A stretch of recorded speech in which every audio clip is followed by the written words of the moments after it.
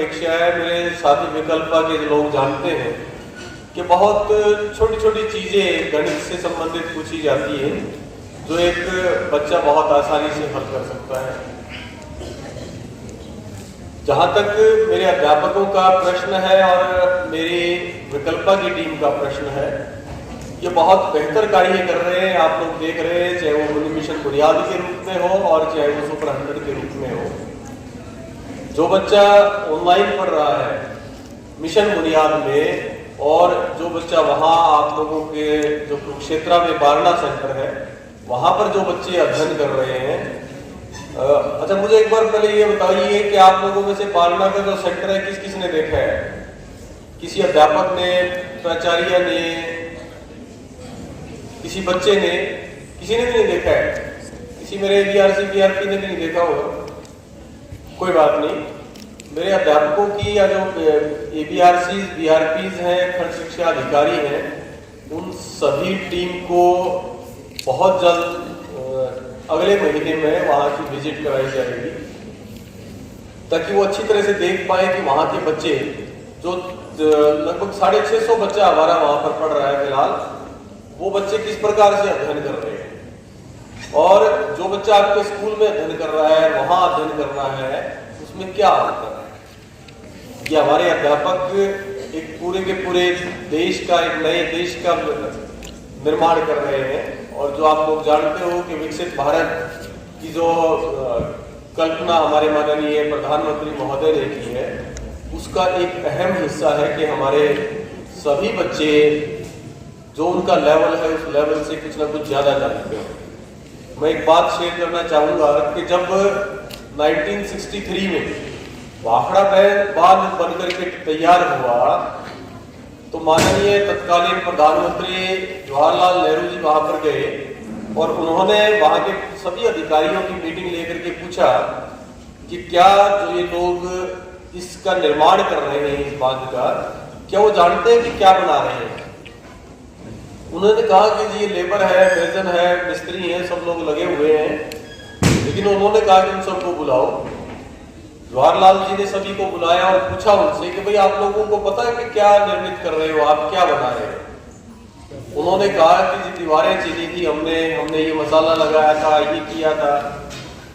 और वहां की दीवारें जो हमारी ये है ना 9 इंच की, 11 इंच की, 14 इंच की, वो ऐसी नहीं है। 40-40 फीट की दीवारें हैं वहां पर। तो जवाहरलाल जी ने कहा कि नहीं भाई, ये केवल एक कंस्ट्रक्शन का काम नहीं था, ये किसी तरह की कोई दीवारें चिनने का काम नहीं था, आप लोग नए भारत का निर्माण कर रहे हो।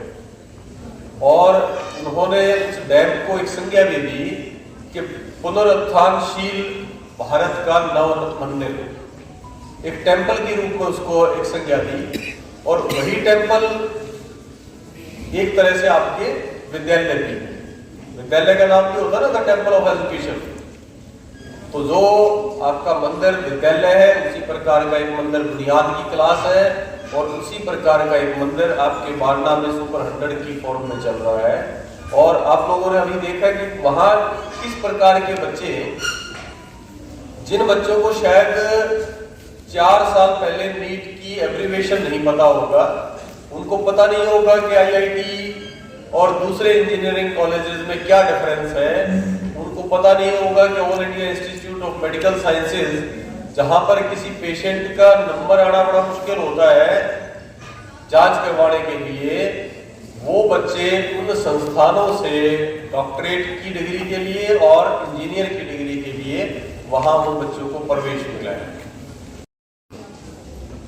इनइक्वालिटी जो प्रोड्यूस होती जा रही है, अमीर अमीर गरीब गरीब होता जा रहा है, उसको कैसे प्रोग्राम कुछ हद तक आंसर करने की कोशिश कर रहा है। आपको मैं थोड़ा सा पीछे ले जाऊंगा, जहाँ पर अधिकतर बच्चे तो उस टाइम की दुनिया में नहीं भी आए होंगे। मैं आपको 1991 से पहले की टाइम में ले जाऊंगा। आप अपने पेरेंट्स से बात कर सकते हैं, अपने दादा दादी से बात कर सकते हैं। उस समय क्या होता था? उस समय चाहे कोई कितना भी अमीर हो, चाहे कोई गरीब हो, उन दोनों को सेम अपॉर्चुनिटी मिलती थी, क्योंकि उस समय अधिकतर सरकारी स्कूल ही हुआ करते थे।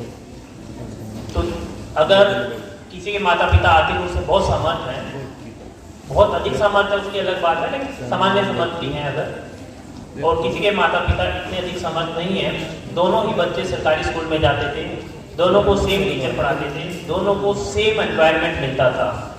मैं वर्ड एनवायरनमेंट बहुत सावधानी से यूज कर रहा हूँ, क्योंकि एनवायरनमेंट ही है जो सब कुछ चेंज करता है, जिसकी मैं आगे बताऊंगा।